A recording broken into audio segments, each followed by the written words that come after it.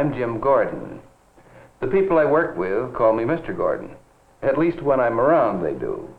They're about your age. That's right, your age.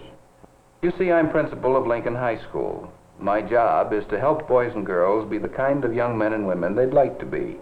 Capable, educated, and responsible. This sheet of paper is mighty important to two of our young people. I don't know what's on it, but I do know that it could make a big difference in the lives of Hank Evans and Lloyd Smith. However, the contents of the paper would make the most difference to Hank Evans. Before I look at it, I'd like to tell you some things about Hank Evans. And I know more about him than he thinks I know. Hank Evans came to Lincoln High School from Lowell School. His older sister Vera had been one of our best students, and we were glad to have another Evans at Lincoln. It was the opening day of school, and Hank was in the midst of... Jane Cox? Here. Henry Evans? Here. You're Vera Evans' brother, aren't you? I had Vera last year. Yeah, I'm her brother, but can't I be just plain Hank Evans? Lloyd Smith? Here. Hank Evans had a right to expect that he be treated as an individual, not just as Vera Evans' younger brother. But it's the things that come out after you've known a person a while that really tell you about him. For instance, about the third week of school in Miss Jackson's English class, Hank decided... Very important to discover why Shakespeare introduced the ghost into the scene. Now, just a moment now, just a minute. Will you please follow through on chapters 9 and 10, just as you did chapter 8 today, and be ready to discuss them tomorrow? You got that now? Chapters 9 and 10. All right, we may go now. Hi, Sam. Hi, Lloyd. How's the boy? How are you? Hi, John. Next to you. Hi, John. How are you? Hey. Oh, why don't they let us out of class on time? I've got to go clear over to the other side of the building. Oh, I know what you mean. I got the same... Miss Jackson, I'm sorry, but I didn't get the complete assignment for tomorrow. There was so much noise in the hall. I know, and I'm sorry. It's chapters 9 and 10. Read them and be ready to discuss them tomorrow. Chapters 9 and 10. Read and be ready to recite in class, as we have been doing. Is that it? That's it. And I promise not to wait until the end of the period to make the assignment next time. Thank you. I'm glad that's done. Homework in every class but Miss Jackson's. It's a wonder she didn't... Say, she did say something about 2 chapters. But what? And what 2 chapters? You all finished with it? Yeah, all I can get. I think I was supposed to do some English, but I don't know. Hadn't you better find out? Oh, gee whiz, how can I? She threw some stuff at us right at the end of the hour. Nobody could have got it if I did. They might have. Why don't you call someone? Oh, all right. I'll call Lloyd Smith. Maybe he'll know. 2903.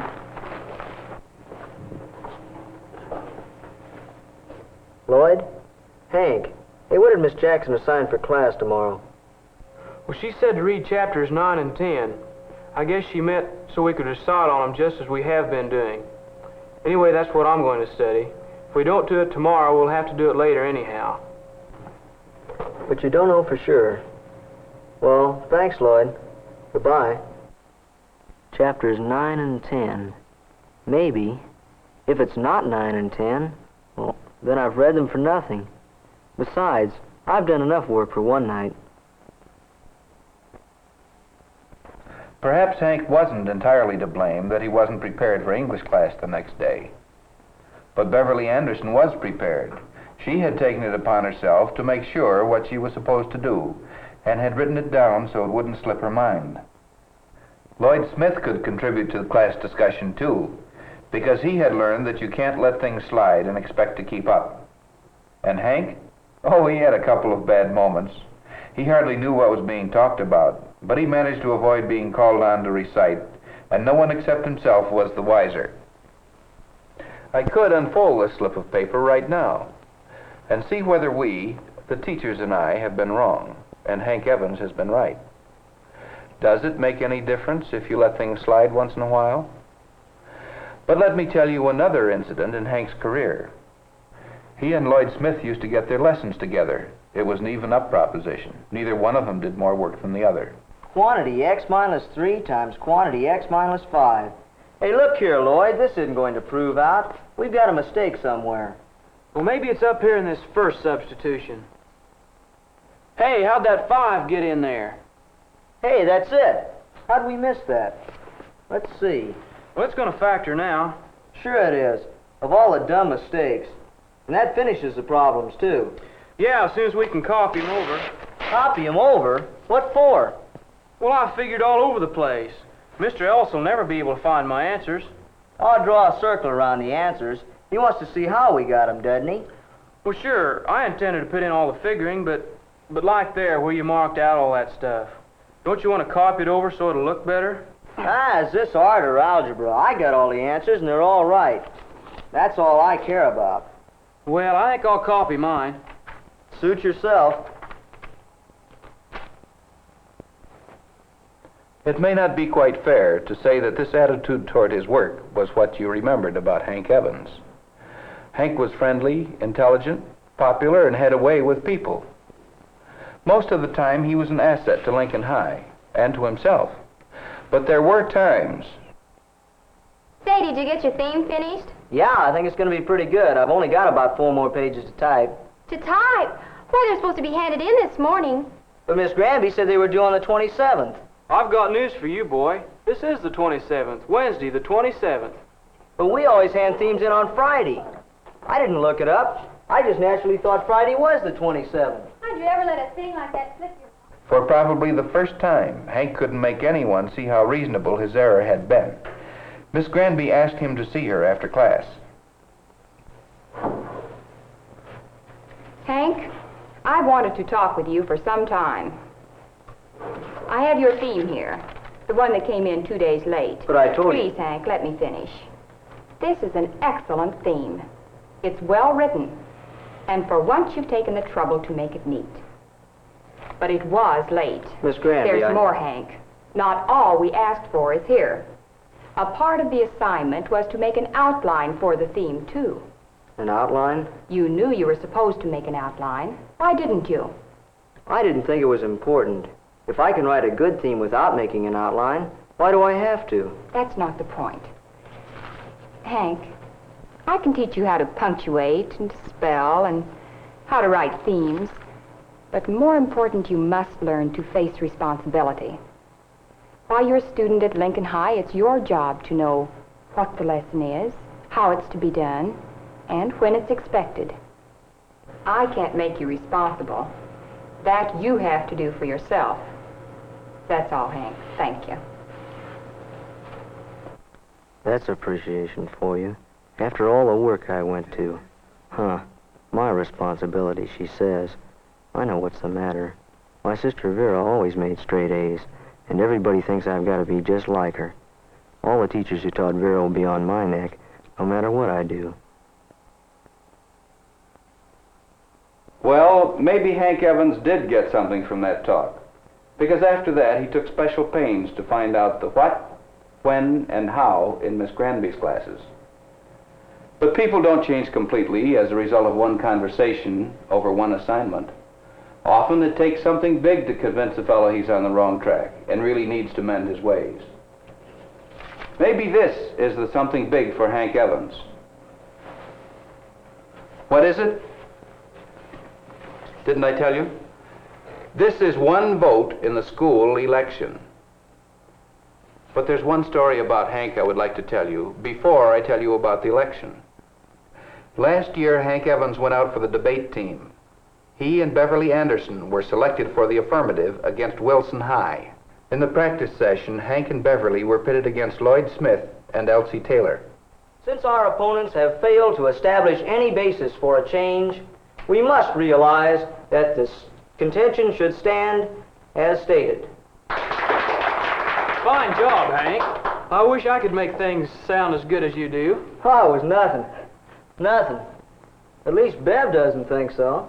Well, what's the matter? Don't you like the way your partner mowed us down? Oh, sure, he's great, with his gift of gab. But all those facts are in my file box. Oh, Bev's a great one for facts. You ought to see inside that file box. It's full of resolutions and quotations. Well, all I can say is, somebody's going to get wise that his arguments are nobody's opinion but his own. Me, I like to be prepared. Oh, that's a good scout. Hey, I'm rich. Come on, I'll buy you all a soda. Good deal. Let's go. Good. Hank didn't make many notes or collect many facts. He didn't think it was worth doing. And the idea that he wasn't doing his share didn't even occur to him. Not until the debate tournament got underway. Then, not being sure of his facts and faced by students from Wilson who knew their facts, Hank began to suffer from a strange, terrible malady, stage fright. With stage fright, his ability to make his argument sound convincing evaporated. It was pretty bad. He knew that he had let Beverly down, and not just Beverly, but the school. The tournament was lost, of course. Lincoln lost because of Hank Evans, the guy who could have prepared himself, but didn't. Could he be trusted again? Another test was coming up very soon for Hank Evans. Not an ordinary test. It might be better to call it a judgment of Hank by his fellow students. Hank was nominated for president of the student body, and the other candidate was his friend, Lloyd Smith. The election was held this morning during the first period. For president, Hank Evans and Lloyd Smith. Vote for one. Which one? Hank? He's friendly, popular, good-looking. He'd give outsiders a good impression of the school. Or would he? Lloyd Smith? Not quite so cocksure, but a good student, dependable, always responsible. He never lets you down. Hank Evans or Lloyd Smith? Vote for one. Which one? Each of the boys had something to recommend him, and each had his followers. We knew the election was going to be close. Look, it's a tie. 195 votes apiece. Hey, you guys, look at the tie. What do we do now? Mr. Gordon, it's a tie. Hank and Lloyd both have the same number of votes. Are you sure? We checked and rechecked. It comes out the same. A deadlock. Does this mean we have to hold the election over? Well, perhaps not. Doesn't your Constitution provide for an absentee ballot? Yeah, but was anybody absent? Well, let's have Miss Jenkins check to see if there are any absentees this morning. If there were, they should be allowed to vote, too. Yeah, Good idea. I wonder who was anyone out absent here? this morning. How about you? There was only one person absent this morning, and his vote will determine who will be elected. How was he voted? For Hank, the more popular one, or for Lloyd, the more responsible one? Here it is, the one vote that decides the election. Is it for Hank or for Lloyd? How would you vote? Why?